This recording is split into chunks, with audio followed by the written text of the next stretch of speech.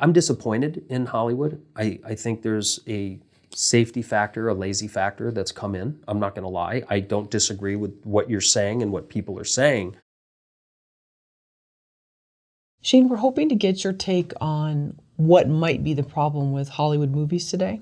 I don't know if there's what is the problem. I think there's a lot of disgruntled, unemployed people bitching about what's being made because they're not working.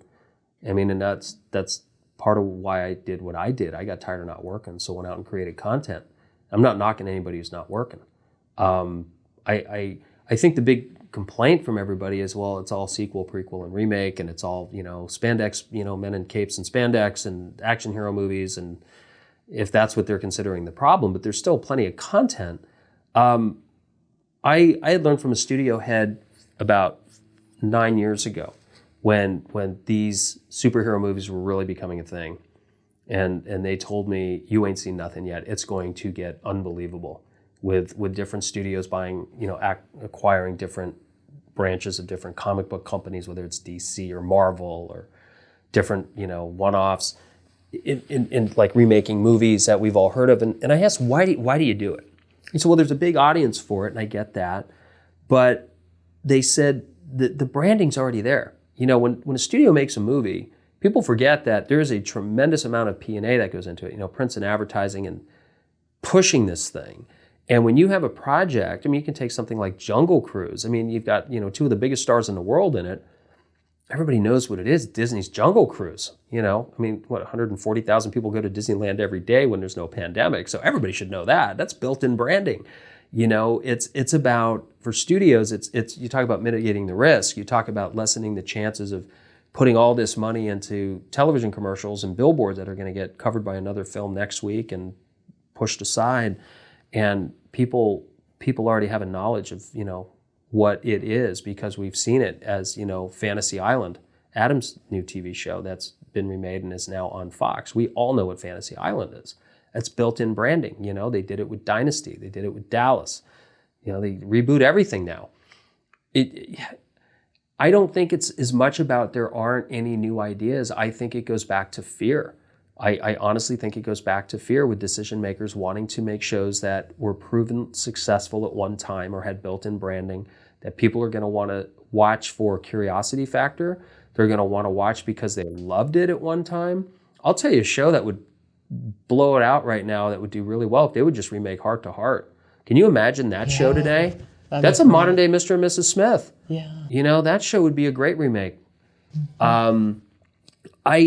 It's just one of those things though. I think the remakes have become a bit much for me. Art's nothing but opinion. There is a hungry audience out there for content.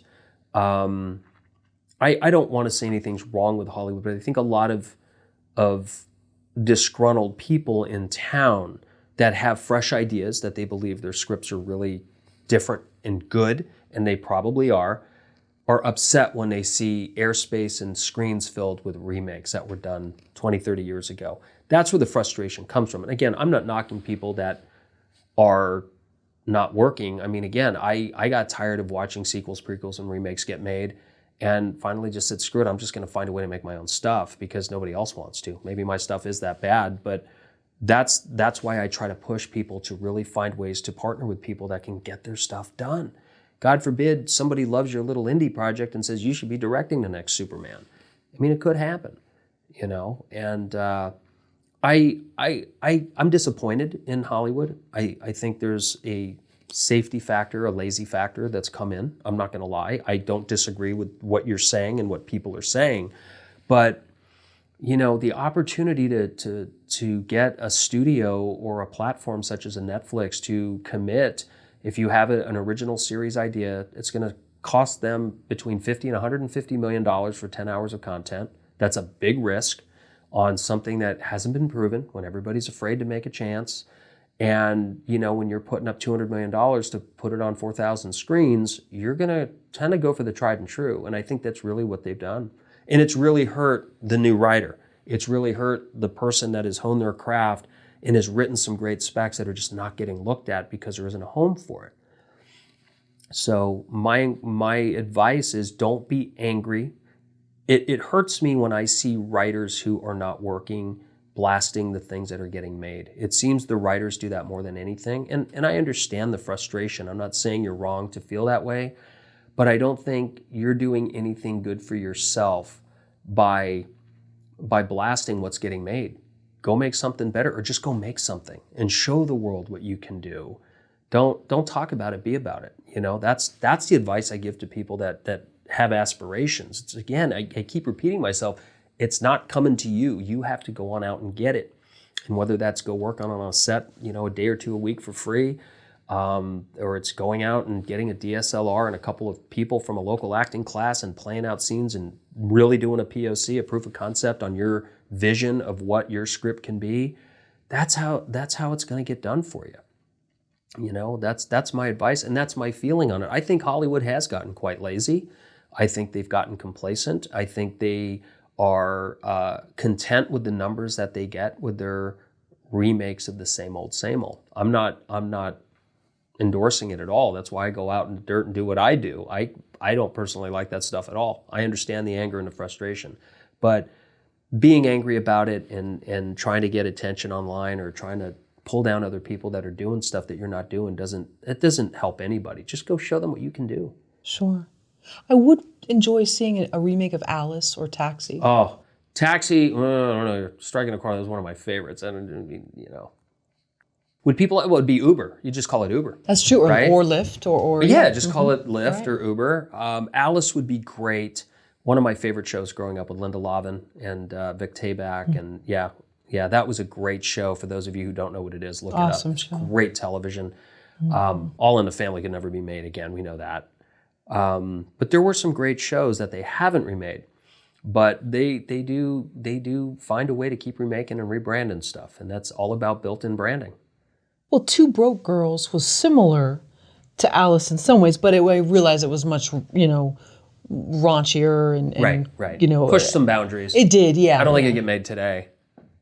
Oh, you don't think so? I don't know. I didn't watch the show, but I've heard that in some of the discussions that I've had with some of the writers that we do on some of the platforms that we interact with, aspiring screenwriters, and they want to pitch and they talk about different things. And somebody was talking about Two Broke Girls. I've never seen an episode of it, and somebody had said, "Do you think that would get made today?" And a lot of people said no. They pushed some boundaries. So that's one that's kind of like, we obviously know Blazing Saddles is the go-to. That would never get made today.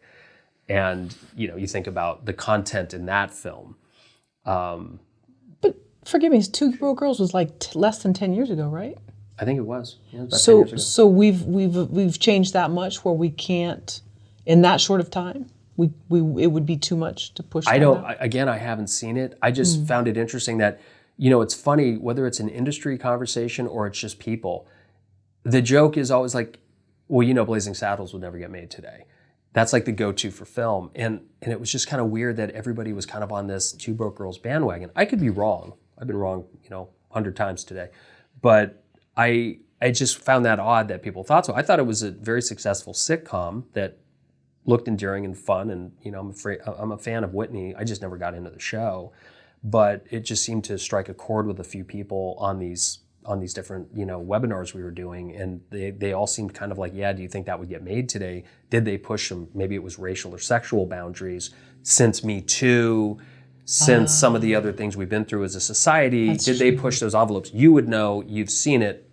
I haven't seen that many episodes, but I know from the few that I did, yes, there was definitely content on there that I think that's probably what they meant, for which probably made audiences. the show good. We went through a time, I'm probably going to really ruffle some feathers with this one, so let's do it. We went through a time as a society, we got so desensitized. When Natural Born Killers came out, the big fear was, oh my God, have we gotten to that point in society where things are said and done and we don't even blink at it anymore? We don't care. We're okay with that. And then now we've gotten to a point where we really are trying not to offend certain people or push boundaries anymore. And I think it's really interesting how when did Natural Born Killers come out? 25 years ago? Yeah. How that really turned it into how desensitized we've become to now how sensitive we are. Think about that. I mean, that's been a radical shift, especially in the last 4 years. Well, it seems like with cinema and television, but then everyone's okay pulling out cameras if an incident happens in real life. So it's like, it's okay Great for us point. to do that and share some horrific things that way, and that's acceptable. Well, it's real life. That's what's happening. Okay, so then we don't want to see it in the cinema, even though Apparently this is not. what's being Apparently reflected. not. Okay. But I always thought art imitated life. So, Okay. I'm not disagreeing with you. Right, no, I get it. But I I see get the difference. Yeah. I knew the gentleman who put the Rodney King beating on the air. That was a much longer tape than we saw as a public. I think he acquired the tape for $300 from the gentleman who, got the camcorder and was filming outside his balcony. Right. And it was very disturbing. There was nothing good about it. I'm not making light of what we didn't see, but there was a lot that wasn't shared with the public. And that changed everything. Sure. It really, when that Rodney King incident hit the airwaves, as a society, we woke up to a whole different animal in our the underbelly of what was going on. And obviously what we went through, with George Floyd in the last year, and that being caught on camera, and it's you're right. I mean, the things that are shown that people are catching on live camera are just, we don't even think twice about it. It's shocking sometimes. Sure. I don't know if, again, we become desensitized to a lot of things we see, but do we want it in the art that we go pay to see? And is us as storytellers, I think there are some filmmakers, and I mean this with the purest of heart, please understand where this is coming from. I think there are some storytellers that have a right and should be given the pass to show and exploit certain things in their art. Because I think there is so much that we see on a camera that's caught in 30 seconds, where so often when the right artist tells that story, they get into the buildup. They get into the aftermath. We are so used to seeing news like that. We'll look at, somebody have a fit in a Walmart because they're not wearing a mask. We'll see somebody get choked out by a police officer, and it just comes at us at the speed of light. And when somebody can take an hour and a half, 2 hours, and really break down the psyche and the buildup and what happened and then the aftermath. We don't have, when we see something shocking on the news, which is usually what, news is now 50% somebody's camera, it feels like, there's never a follow-up. It's very rare. They may say, Sure. oh, there was somebody killed in a street race. They found the guy. But we don't get the aftermath. That's a good point. And that's what I don't like about the news is, obviously we did with George Floyd and some of the other situations that are similar that we've been dealing with as a society, because it's warranted that and it's attracted that much attention, and rightfully so.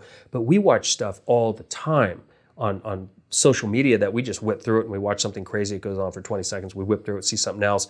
We never know the outcome of that. We don't know what caused it. And I think there are some artists that are sensitive enough. They have a sensitivity and the ability to really tell a story from beginning to end in aftermath, beginning, middle, end, and damine of what happened. And I think too many of us storytellers just feel, well, we're storytellers, we can do it. And I think there's a very, very select few who have the right to do it.